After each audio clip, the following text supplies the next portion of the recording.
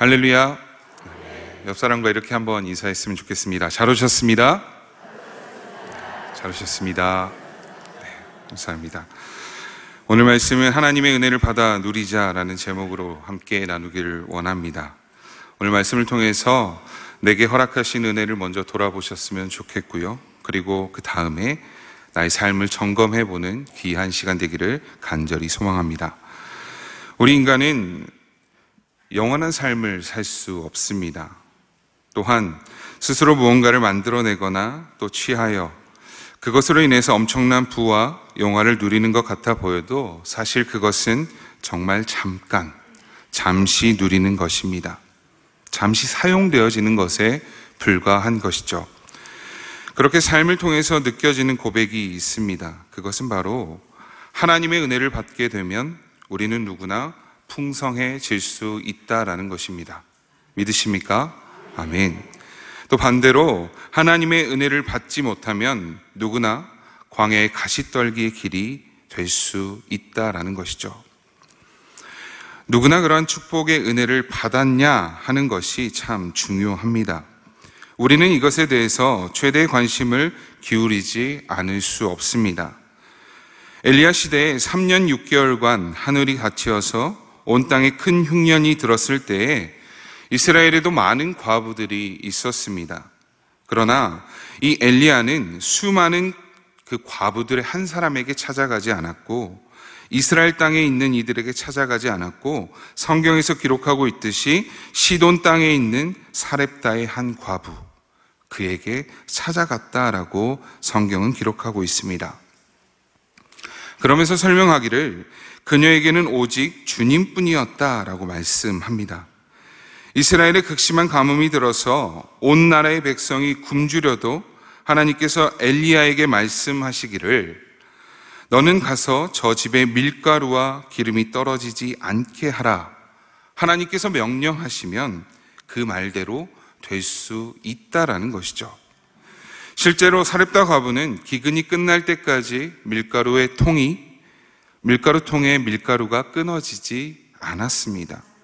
기름병에 기름이 마르지 않는 놀라운 기적을 날마다 경험하며 살았다라는 것이죠. 그것이 하나님의 은혜가 아니겠습니까? 하나님의 은혜는 바로 이러한 것입니다. 다 기근으로 굶어 죽을 것이라 여기는 상황에서도 하나님은 자신의 종을 직접 보내셔서 그곳에서 일하게 하십니다. 그리고 그 사람을 살려내십니다. 따라서 기근이라는 상황이 중요한 것이 아니다라는 것을 우리는 기억해야 하겠습니다. 불편한 그 환경이나 그 처지가 중요한 것이 아니다라는 것이죠. 기근에서도 살아날 수 있는 힘을 하나님께서 주시면 살아날 수 있다라는 것입니다.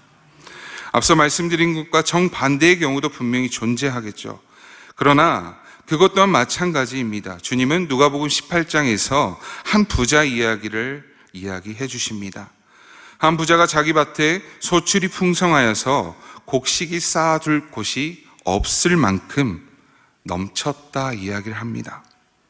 그래서 그가 그 곡간을 털고 더 크게 짓고 내 모든 곡식과 물건을 거기 쌓아두리라 이야기합니다. 그러면서 이제 여러 해 쓸 물건을 많이 쌓아두었으니 평안히 쉬고 먹고 마시며 즐거워하고자 했습니다. 이 하나님께서는 이 부자를 보고 말씀하십니다. 어리석은 자여, 오늘 밤에 내 영혼을 도로 찾으리니 그러면 내가 준비한 것이 누구의 것이 되겠느냐? 자기는 하나도 누리지 못하는 상황이 되는 것이죠. 자기를 위해서 재물을 열심히 쌓았는데 정작 죽게 되면 어떻습니까? 그것을 하나도 쓸 수 없게 되는 것입니다. 하나님께서는 부유하지 못한 자가 이와 같다라고 말씀하고 계셔요. 그렇습니다. 하나님의 은혜를 받으면 사렙다 과부처럼 3년 6개월이라는 기근이 와도 넉넉하게 살아가는 것입니다. 하나님의 은혜를 받지 못하면 이처럼 부자여도 너무너무 넉넉한 중에 있다 할지라도 그것을 누리지 못하며 죽게 된다라는 것이죠. 이처럼 물질 문제만 그런 것이 아니라 우리 육신의 질병의 문제도 마찬가지입니다. 모든 것이 하나님의 손에 달려 있습니다. 인정하십니까? 아멘. 주님은 또 이스라엘 사람들 앞에서 이렇게 말씀하세요. 선지자 엘리사 때에 이스라엘에 많은 나병 환자가 있었습니다. 그럼에도 불구하고 그 많고 많은 나병 환자 중에서 오늘 말씀해 보니까 깨끗함을 받은 사람은 단 한 사람, 수리아 사람 나아만이었다. 성경은 기록하고 있습니다. 이어지는 28절 말씀을 보니까 이스라엘 회당에 있는 자들이 이 말을 듣고 다 크게 화가 났다라고 이야기하고 있습니다. 함께 읽어볼까요? 시작. 회당에 있는 자들이 이것을 듣고 얼마나 화가 났는지 예수님을 동네 밖으로 쫓아내어서 그 동네가 건설된 산 그 낭떠러지까지 끌고 가서 밀쳐 떨어뜨리고자 했다라고 성경은 기록합니다. 예수님은 우리 인간과의 그 차원에서 너무나도 다르신 분이시기에 사실 그들 가운데서 지나가셔서 살아났지만 보통 사람이었다면 어떻게 되었을까요? 그날로 이미 죽게 되었겠죠. 예수님 당시에도 역시나 다른 시대처럼 선지자들을 돌로 쳐 죽이는 시대인 것을 우리가 엿볼 수 있습니다. 하나님의 아들 예수님을 낭떠러지에 밀쳐 죽이려고 하는 그런 사람들, 참으로 하나님의 은혜를 받아 누린다라는 것은 정말로 어려운 것 같습니다. 보통 하나님의 은혜는 하나님의 백성인 이스라엘 사람들이 받을 줄 아는데 그런 예상과는 다르게 이방인들이 참 많이 받았다라는 것을 성경에서 우리가 볼 수 있습니다. 우리도 교회 나온 지 꽤 오래 되셨죠? 몇 년 정도 되셨습니까? 어려운 질문을 드렸습니다. 저도 아직 40년이 넘지 않았습니다. 모두가 믿지 않는 느낌이지만 아직 40년이 되지 않았습니다. 그런 것처럼 각자가 가진 그 연수에 따라서 우리가 교회를 나온 지 굉장히 오래 되었습니다. 그런데 등록된 지 얼마 되지 않는 분들이 더 큰 은혜를 받는 것을 우리가 볼 수 있습니다. 중직자보다는 초신자들이 기도 응답을 더 많이 받고 더 큰 기쁨을 누리는 경우가 있습니다. 그렇다면 여러분, 누가 주의 은혜를 받아 누릴 수 있는 것입니까? 크게 두 가지 조건이 맞아 떨어져야 합니다. 하나는 하나님이 보내신 선지자가 있어야 한다라는 것과 두 번째로 은혜로운 마음을 가지고 있어야 한다라는 것입니다. 하나님이 보낸 선지자가 없어도 은혜로운 마음을 가지고 있으면 하나님께 은혜를 못 받는 것은 아니지만 성경에서도 우리가 볼 수 있듯이 큰 은혜를 받는 것은 어렵습니다. 본문에 나온 대로 3년 반 동안의 그 기근에 밀가루와 기름이 끊어지지 않는 은혜를 누리는 것, 그리고 문둥병을 낫는 것과 같은 경험은 하기 어려운 것이기 때문에 그렇습니다. 선지자가 있을 때 큰 은혜를 받은 이유는 선지자가 하나님의 큰 은혜를 직접적으로 베풀기 위해 보냄을 받았기 때문에 그렇습니다. 그 역할이 이미 있었기 때문에 그렇다라는 것이죠. 그리고 선지자를 대하는 그 태도를 보면서 은혜를 받을 만한 자세가 어떠한 것인지 다른 사람들이 본받아 누구나 그 은혜를 누리게 하기 위함이었다라는 것이죠. 선지자를 대하는 태도를 보지 않으면 그가 은혜로운 마음을 가진 자인지 아닌지 알 수 없기 때문에 그렇습니다. 먼저 당시 선지자였던 엘리야를 대하는 시돈의 사렙다 과부의 이야기를 먼저 보겠습니다. 누가복음 4장 25절과 26절 말씀 우리 한 목소리로 읽습니다. 시작. 내가 참으로 너희에게 이르노니 엘리야 시대의 하늘이 3년 6개월간 닫히어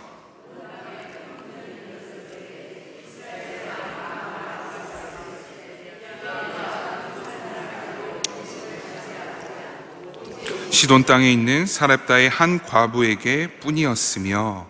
아멘. 먼저 하나님께서 자비롭고 풍성한 분으로 우리가 알고 있는데 이스라엘 사람들은 그렇게 기억하고 있었는데 특히 과부들은 1년 넘게 비가 오지 않자 누구보다 고통스러워했겠죠. 무엇보다 밖에 나가서 식량을 구해줄 사람이 없었기 때문에 이런 상황은 이스라엘 과부들로 하여금 하나님께 불평이 나오게끔 되었습니다.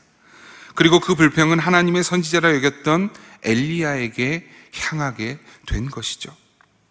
자기들의 죄로 인해서 하나님의 심판이 임했다는 생각을 해야 되는데, 그렇게 생각하는 이스라엘 백성들은 길어지면 길어질수록 없어져 갔습니다. 비가 적당히 오고 풍년이 들면 하나님께 감사했겠지만 그것이 길어지니까 점점 어려워져 갔다라는 것이죠. 당시 이스라엘의 왕인 아합은 이스라엘뿐만 아니라 주변 나라 백성들에게 만일 엘리야를 숨겨두고 고발하지 않았다가는 죽임을 면치 못할 것이다 말했습니다. 그렇게 엘리야는 점점 사람들에게 기피 대상이 되기 시작한 것이죠. 만약 엘리야를 보고 아합 왕에게 신고했다가 그 사이에 대단한 능력을 가진 엘리야가 갑자기 사라지기라도 한다면 그들은 죽임을 당할 것을 먼저 걱정했다라는 것이죠.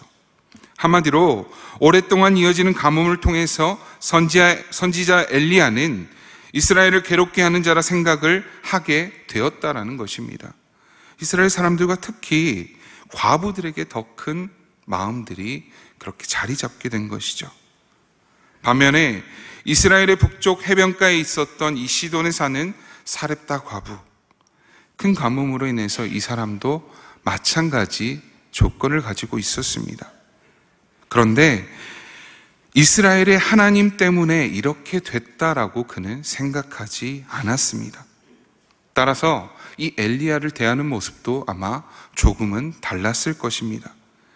그것을 잘 알 수 있는 것이 사렙다 과부에게 엘리야가 자기를 위해 작은 떡을 만들어 가져오라라고 했을 때 순순히 응대하는 모습이 성경을 통해 나옵니다. 과부는 한 움큼의 밀과 병에 조금 남은 기름을 그것을 가지고 떡을 만들어 가져옵니다. 사렙다 과부는 하나님의 선지자에 대해 말씀에서 알 수 있듯이 아무런 감정이 없었습니다. 도리어 그에게 마지막 희망을 찾고 있었던 것이죠. 어차피 죽을 것이기에 이것만 먹고 이 작은 떡 하나 만들어 가져다 준다고 해서 뭔가 달라지지 않을 것이다 여겼던 것입니다.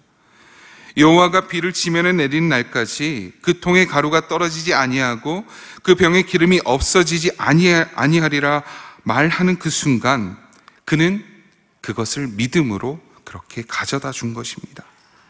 사렙다 과부는 이스라엘 과부보다 더 어려웠습니다. 더 어려운 처지였습니다. 모든 것을 포기하고 있었던 순간이었죠. 그래도 이스라엘 하나님과 상관이 없었기에 이스라엘 하나님에 대한 원망이 그에게도 없었던 것입니다. 그런데 한 가지 희망으로 생각하기로는 이 엘리야의 소문을 이미 들어 알고 있었기에 그 기적을 기대하며 먹고 죽을 떡을 준비해 준 것입니다. 의심하거나 불평하면 결코 하나님의 은혜를 받을 수 없다라는 것을 우리는 알아야 합니다. 우리는 이와 같은 말씀을 통해서 알 수 있듯이 여러 가지 시험을 당하거든 온전히 기뻐할 수 있는 믿음이 있어야 합니다. 그래야 하나님께서 하나님에 대한 그 의심과 불평에서 벗어나서 은혜를 받아 누릴 수 있기 때문에 그렇습니다. 야고보서 1장 2절에서 3절을 보면 내 형제들아 너희가 여러 가지 시험을 당하거든 온전히 기쁘게 여기라. 이는 너희 믿음의 시련이 인내를 만들어 내는 줄 너희가 알미라. 아멘. 이렇게 기록하고 있습니다. 하나님께서 전지전능하시다는 것이 시험을 당하고 환난을 당하는 우리에게는 얼마나 큰 시험거리가 되는지 모릅니다. 그것도 3년 동안 기근에 있었기 때문에 환난이 지속될 때 전지전능하신 하나님께서 어떻게 가만히 계실 수 있을까? 얼마나 우리에게 관심이 없으면 이렇게 반응하실까? 어떻게 이렇게 방치하는 것일까? 그렇게 신뢰에 자그마한 의심의 구멍이 생겨나게 되는 것이다 라는 것이죠. 그리고 하나님께 직접 반항할 수 없으니 그의 종에게 불만을 터뜨리고 있습니다. 오래전에도 40년을 광야에서 생활했던 이스라엘이 누구에게 불평불만했습니까? 모세에게 하지 않았습니까? 그를 죽이고 다른 지휘관을 세워서 애굽으로 돌아가고자 했었습니다. 김병에는 효자가 없다라는 이야기가 있죠. 나를 낳아주시고 길러주신 부모님도 가난한 살림으로 그를 모시는 것 참 쉽지가 않습니다. 병세가 더 짙어져서 만약 치매 환자라면 어떨까요? 더 어렵게 되겠죠. 혹시 다른 형제가 정말 귀한 마음으로 도맡아서 부모님을 모신다면 모를까? 그렇지 않는 상황에서 그 형제들 간에 점점 균열이 생겨나게 되고 결국 멀어지게 되는 것입니다. 그래서 우리가 복을 받아야 하는 것입니다. 먼저 복받을 일을 먼저 해야 하고 어려울 때 어떻게든 자기 탓이다라고 돌릴 수 있어야 합니다. 그리고 참고 견뎌서 나는 잘못이 없는데 하면서 생각하는 것이 아니라 하나님을 원망하지 않는 삶을 우리가 살아가야 한다는 것이죠. 그리고 그 원망은 그의 선지자에게 드러낼 것이고 또 선지자를 내쫓거나 돌로 치는 경우가 우리 인생 가운데 없을 것이다 라는 그 전제는 없습니다. 하나님께서 분명 우리에게 무서운 심판으로 이야기해 주실 것이기 때문에 한 가지 예화로 잠깐 이해를 돕고자 합니다. 믿음과 순종으로 유명한 아시시의 성자 프란치스코에게 어느 날 이 선생의 제자가 되기를 지원하는 제자 후보생 2명이 찾아왔습니다. 그러면서 말하기를 선생님의 제자가 되어 신앙의 훈련을 받고 싶습니다. 이들 후보에게 아시시의 성자 프란치스코는 이렇게 요청했습니다. 저 밭에 나가면 배추들이 많이 있는데 그 배추를 가져다가 뿌리를 하늘 쪽으로 하고 그 배추를 심으십시오라고 말했습니다. 이 말을 들은 한 사람이 말없이 그 배추를 들고 나갔습니다. 그러나 한 사람은 하하, 이 성자가 여기서 오랫동안 돌을 닦더니만 정말 돌았구먼 이렇게 비웃었습니다. 그러나 아시시의 성자 프란치스코는 이런 무리한 요구를 한 이유가 있었습니다. 이 사람에게 순종이라고 하는 그 자질이 있는가? 어떤 명령을 주어도 그 명령을 받아 순종할 수 있는 그 순종의 자질이 이 사람의 마음과 삶 속에 있는가를 보고자 했던 것입니다. 이러한 것을 프란치스코는 보기 원하였습니다. 그리스도인들이 배워야 할 교훈은 바로 이와 같은 순종의 교훈인 것입니다. 성경을 통해서 예수님께서 하나님의 아들이시지만 순종함을 배워 온전함에 이르렀다 기록하고 있지 않습니까? 우리는 오늘 이 시간 이 성경의 교훈을 올바르게 배우고 있는지 스스로 점검해 보시기를 간절히 소망합니다. 그런 의미에서 질문합니다. 하나님의 어떤 말씀에도 순종하시겠습니까? 아멘. 이 시간 이렇게 저를 한번 따라 고백해 보시면 좋겠습니다. 순종하기 위해서는 자기 방법을 버려야 합니다. 받아들일 준비가 되어야 합니다. 자존심을 버려야 합니다. 아멘. 하나님 앞에 겸손할 때 우리가 이렇게 할 수 있는 것입니다. 죄송합니다. 그러면 오늘 본문에 등장하는 엘리사 시대 이 수리아 사람 나아만은 어떠했습니까? 그는 이스라엘에 많은 나병 환자가 있었지만 그 중에 한 사람도 깨끗함을 얻지 못하고 오직 나아만만 고침을 받았다 이야기합니다. 나병 환자는 사람들에게 버림받은 사람들이었습니다.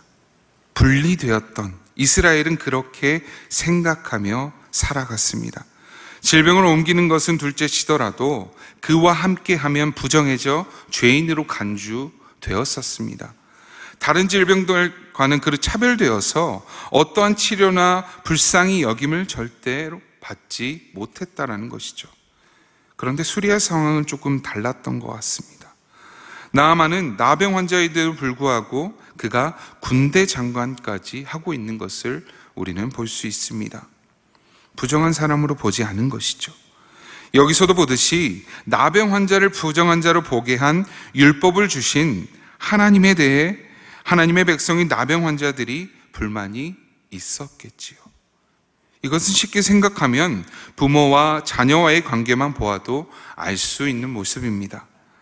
부모가 자녀에게 미치는 영향력이 너무나도 크기에 자녀들은 자기 부모에 대한 누구보다 더 감사한 마음이 있지만 어떤 자녀는 자기 부모에 대해 원망하고 불평하는 이들도 있습니다. 그런 자녀는 결코 잘 될 리가 없는 것이죠. 왜입니까? 내 부모를 공경하라. 그리하면 내가 잘 되고 장수하리라 말씀하고 있기 때문에 그렇습니다. 선지자가 이스라엘에 없을 때야 나병이 낫기 어렵지만 엘리사와 같은 선지자가 있음에도 불구하고 그들은 낫지 못했습니다. 어리석은 생각만 가지고 사는 사람들이었다라고 여길 수도 있는 것이죠. 그렇지만 나아만은 이방인이어서 온전히 나음을 얻었다라고 볼 수도 없습니다. 그에게는 특별한 무언가가 있었습니다. 바로 은혜의 마음이 존재했던 것이죠. 나아만이 나름대로 예를 갖춰서 엘리사의 집에 이르렀습니다. 은 10달란트와 금 6,000개와 의복 10벌을 가지고 찾아갔습니다. 그런데 엘리사는 문 밖으로도 나오지도 않았습니다. 그의 사환을 보내서 얘기합니다. 너는 요단강 강가에 가서 몸을 7번 씻으라. 그렇게 될 때 내 살이 회복되어 깨끗하게 될 것이다. 이야기합니다. 이 말은 나아만이 들었을 때 얼마나 화가 날 내용입니까? 강대국이며 심지어 군대 장관인 그가 집까지 찾아와서 선물까지 줘가며 자기의 아픔을 이야기하는데 사원만 보내서 이렇게 하라 이야기를 하는 것이죠. 그래서 그는 어쩌면 엘리사가 직접 와서 손에 손을 대어서 기도해 주기를 원했을지도 모릅니다. 다메섹강 그리고 아바나와 바르발이라는 강이 있습니다. 그곳은 여기 성경에서 기록하고 있는 요단강보다 훨씬 좋고 아름답다 이야기합니다. 거기서 몸을 씻어도 깨끗하게 되지 않겠냐라고 이야기할 수 있겠죠. 몸을 돌려서 분노하며 다시 자기의 집으로 돌아갈 수도 있었습니다. 왜 엘리사는 나만 장군에게 개울 같은 요단강 물에 가서 발가벗고 7번이나 씻으라 이야기했을까요? 그것은 바로 하나님 앞에서 그의 태도를 보고자 하는 것입니다. 강대한 나라 이수리아의 왕국의 군대 장관이었기 때문에 그는 확실하게 겸손한 모습이 있는지를 알고자 했습니다. 사랑하는 여러분, 하나님은 이렇게 확실히 낮춤으로 나아가게 될 때 복을 주시는 하나님이십니다. 겸손하게 나아갈 때 하나님이 은혜를 부어주십니다. 베드로전서 5장 5절에서 6절 말씀 제가 읽겠습니다. 젊은 자들아 이와 같이 장로들에게 순종하고 다 서로 겸손으로 허리를 동이라. 하나님은 교만한 자를 대적하시되 겸손한 자들에게는 은혜를 주시느니라. 그러므로 하나님의 능하신 손 아래에서 겸손하라. 때가 되면 너희를 높이시리라. 아멘. 하나님께서 말씀하십니다. 하나님께서 세우신 사람 앞에서 순종하면 그것은 바로 하나님의 능하신 손 아래에서 겸손해지는 것을 의미합니다.